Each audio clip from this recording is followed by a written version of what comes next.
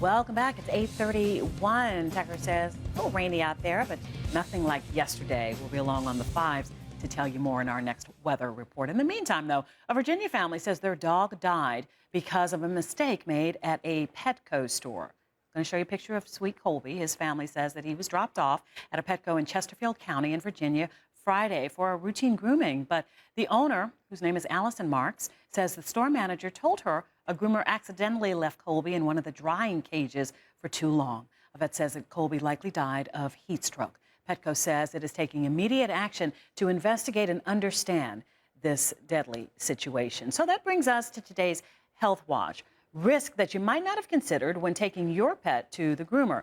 Dr. Eric Cryan with Nova Mobile Vet is here to share some of those dangers. And welcome back to the show. Pleasure to see you again. You know, they were happy topics we were talking about before, but now this tragedy.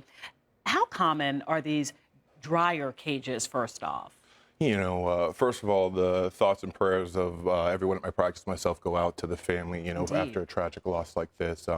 You know, drying cages are very common in most veterinary hospitals and boarding facilities. Why we don't do any grooming. Generally, the only grooming we do is shaving for surgery, like for myself. They're very, very common, but there are safety features that you can use. You know, most of the drying cages that I've been in are not cages themselves, but units that you put on that have inherent safety features where you can set the temperature, not put any heat on, or most importantly, just have a timer so they're not on continuously. And so if someone leaves, they would go out. And so you can have a policy where, you know, you only set it for a few minutes.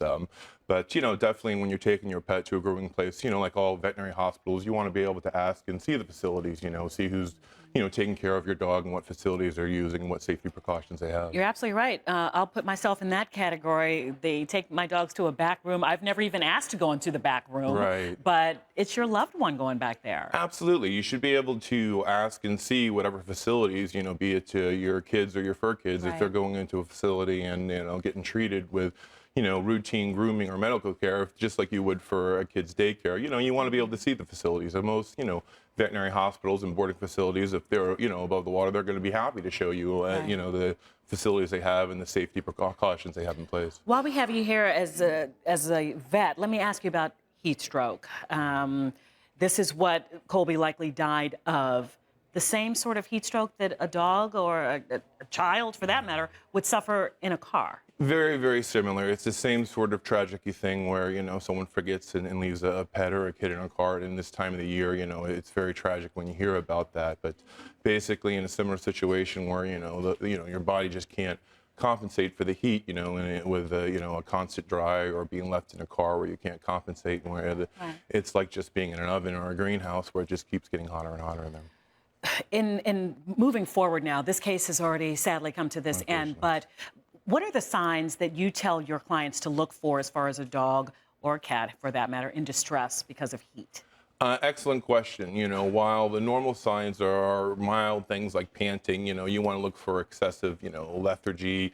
You know, you want to make sure a dog, when they're outside in heat like this, always has access to water and they have a cool place to recover. You know, when they're outside in the extreme heat and humidity that we have in the DC area, you know, certainly reminds us that being built on a swamp that, you know, we need to take extra precautions. It's just like we need to stay hydrated and take breaks, you know, same thing for our canine friends. How long would something, I don't know the time on Colby here, but how long would heat become a dangerous factor in a pet's life? Good question. You know, there's going to be a variable factor. It's just like a person, you know, so it's going to be a function of heat and humidity. But when we have the heat advisories for people and they're saying stay indoors and watch your running, the same thing applies, you know, for the pets. And certainly just like with people, the very old, the very young, they're going to be more susceptible to the extreme heat and cold for that matter.